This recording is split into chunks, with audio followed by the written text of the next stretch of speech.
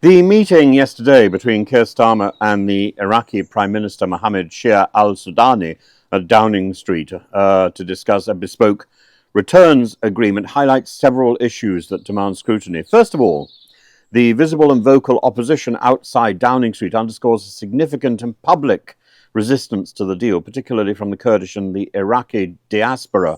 And the protest chants and claims such as, "Are you gambling with our lives?" indicate a deep mistrust in the agreement's humanitarian implications. The dramatic pursuit of the Prime Minister's convoy by protestors, the throwing of projectiles, suggest tensions beyond routine disapproval, raising concerns about public safety and the deal's perception.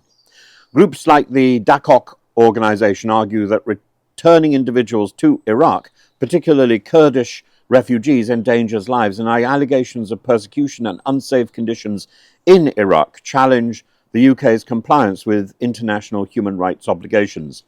And the agreement's intention to dismantle people smuggling networks could inadvertently lead to collective punishment by deporting individuals without thoroughly addressing their asylum claims or ensuring their safety upon return. So Keir Starmer's positioning as a pragmatic leader addressing immigration may resonate with some voters, but it risks alienating progressive and humanitarian factions of the Labour base. The visible opposition outside Downing Street dilutes the government's ability to present this deal as a straightforward win against illegal migration. And for Prime Minister al-Sudani, the public backlash during his visit could be politically damaging domestically, where such agreements might be seen as capitulating to Western demands at the expense of Iraqi citizens. The Iraqi government's ability to guarantee the safety and reintegration of deported individuals is also questionable, potentially creating political fallout should returned migrants face harm. The chaotic scenes of protesters throwing objects and chasing the convoy exposed London to criticism that there were lapses in crowd control and security planning, and such incidents risk damaging the image of a controlled and professional diplomatic process. What assurances have indeed been provided that deportees will not face harm upon return to Iraq?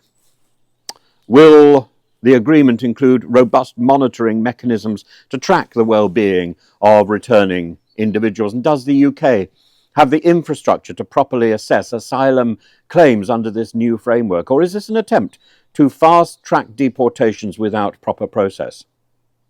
The meeting between Starmer and al-Sudani reveals a broader challenge in balancing immigration control with humanitarian responsibilities. And while dismantling people smuggling networks is laudable, the rush nature of these agreements risks undermining the UK's moral authority and placing vulnerable individuals in harm's way.